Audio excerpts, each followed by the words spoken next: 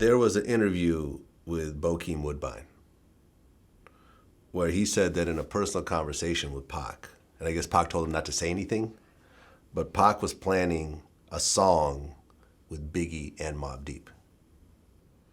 I don't know necessarily about that, but I do know that towards the end of his life and shortly after we finished Machiavelli, he said he was done with the whole ordeal. You know what I mean? His words to us was, Biggie's my brother. You know, I just wanted to give him a spanking, mission accomplished, we're gonna move on. You know, because at the end of the day, we're not finna do this anymore. This is a bad look, you know what I mean? So he was done with it. He had got it out of his system. We had started work on the One Nation project, which is about 30 to 40%, you know, done. And he definitely had plans on finishing it and including a lot of different rappers from not only the East Coast, but all over the map.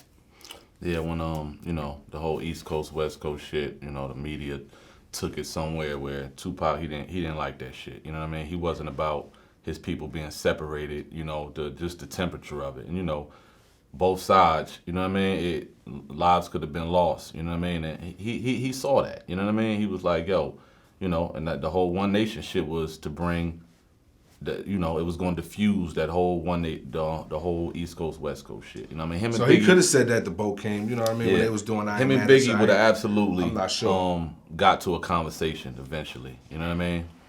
And probably got together and made a whole lot of money together, man. You know what I mean?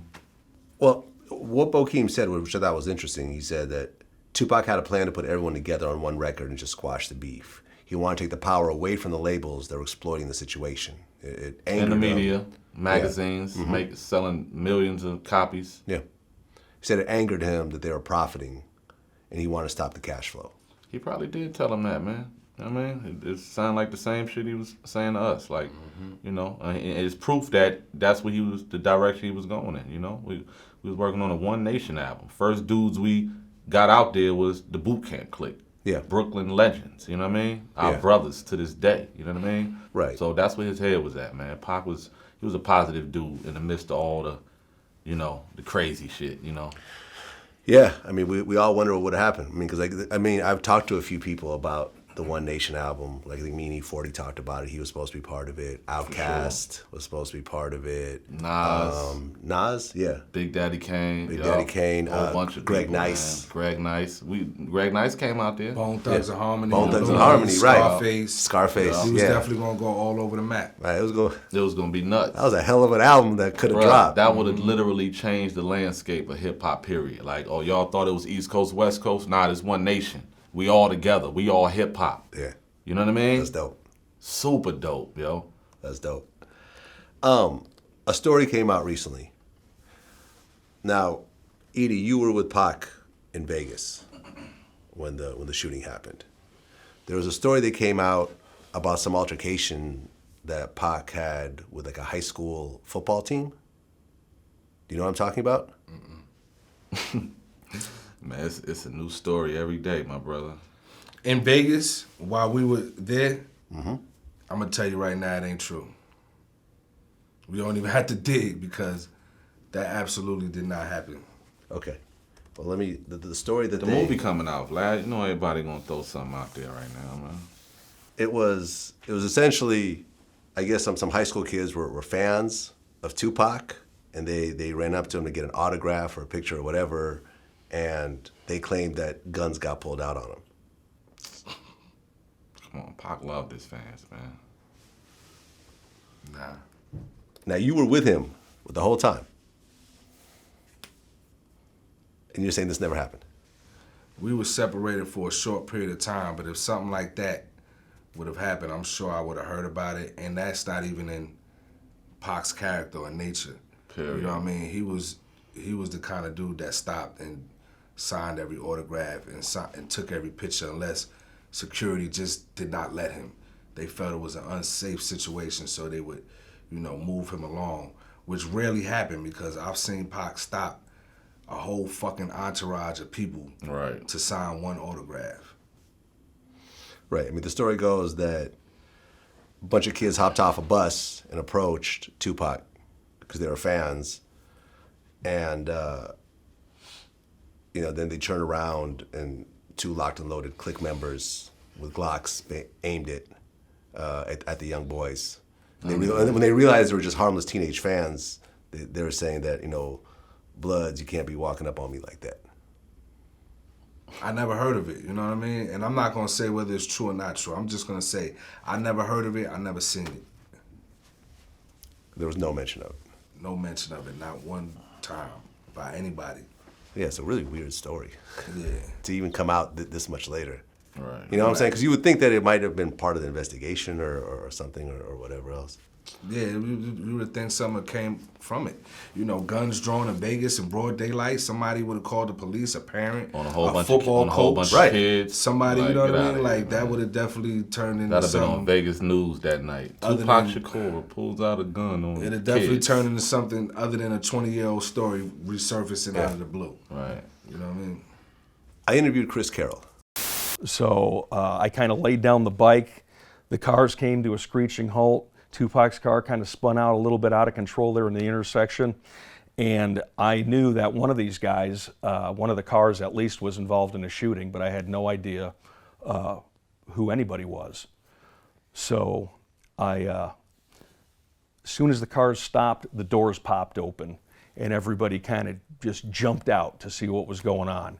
And I pulled out my gun and I tried to yell at everybody to get down on the ground.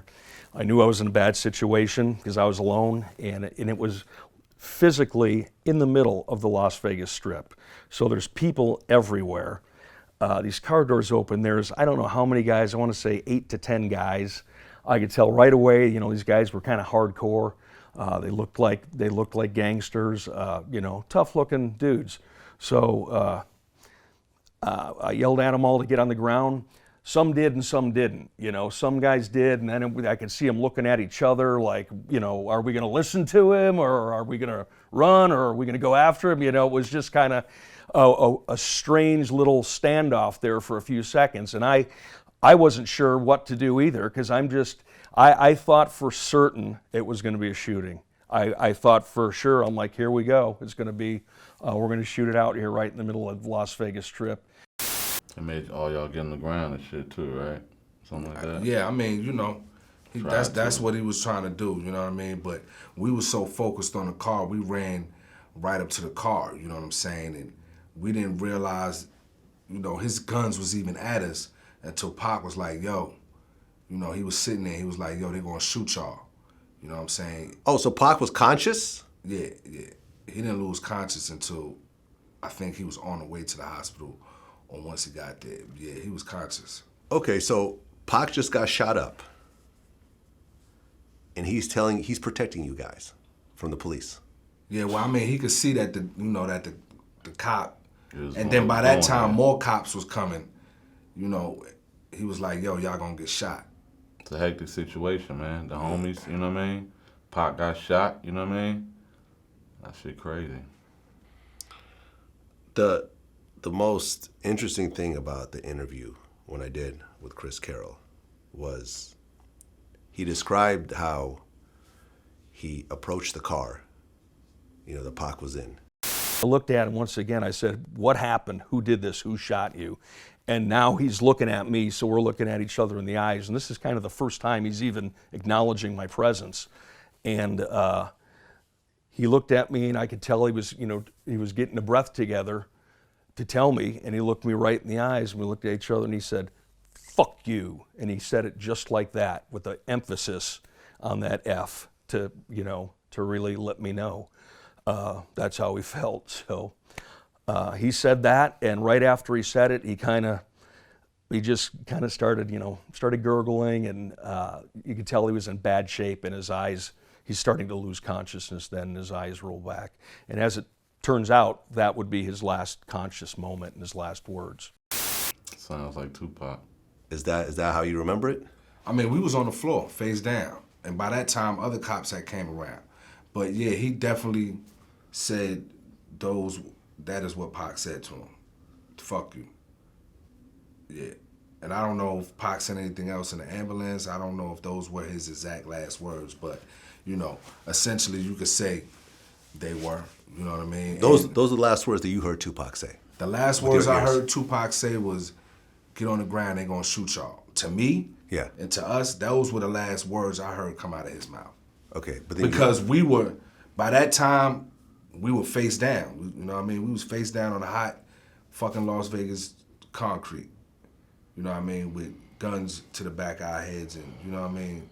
Don't move, all that type of shit. So I couldn't necessarily hear what was being said between, you know, Chris Kyle and Tupac Shakur. But, you know. But you heard the fuck you? No, I didn't hear that. Okay. No. I heard Chris Kyle say that before, though. You know what I mean? This is not my first time hearing him say that.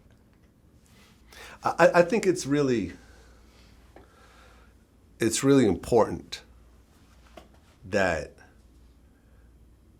a lot of times when you look at rap, you have the image that the rapper portrays to the world. Right. And then you have who the person really is. You know what I'm saying? Of course. You're a drug dealer on rap, you know, on record. The reality is you sold a few weed bags along the way, and you had a lot of friends who did it, and you're you know, telling their story. Telling their story. Right. Which has been going on with hip hop since day one. Of course. Right? We artists, man. You're artists. Yeah, you draw, entertainment. you You're draw entertainment. inspiration from different things. But in the case of Tupac, his last words on this earth were essentially, fuck the police. He was not going to cooperate with the police to even tell them who had shot him. Those like it gets no realer than that. I mean, this the same dude that being carried out of quad had the wherewithal to throw up the middle finger. You know what I'm saying? And for us, that knew him and knew what the middle finger represented for us, we knew he was saying thug life. You know what I mean? You know, like I said, Pac definitely had a flair for the dramatic, man. You know what I mean? And he was always, you know, thinking, even in situations where his life was on the line and, you know, the people he cared about life was on the line. So, and like you said, man, it wasn't, you know, a lot of people like to say, well, Pac was this and that. He was a lot of things, but he wasn't a liar, and his image was him. You know what I mean? Pac wasn't created by A&R or, you know, some impresario who had this great vision of what an artist can be. You know, straight up from the ground up to the point where he left this earth, he cultivated himself into what everybody's seen. And on and off, you know what I mean? On and off camera, in and out the studio, it was essentially him. Wrong or right, whether you liked it or not. True story. That was that guy. Yeah, and Pac hated the police to his dying breath. Well, he dealt with a lot of you know, from his childhood and his mother being in the Panthers and, you know, his uncles and things like that, being arrested, you know. He got his ass whipped by the Oakland PD. Right. You know what I'm saying? Right, You know, yeah. Apartments being raided by the police. Him as a kid. So, you know, you growing up and you seeing all your uncles getting took away and, you know, beaten and, you know what I mean? Yeah, of course.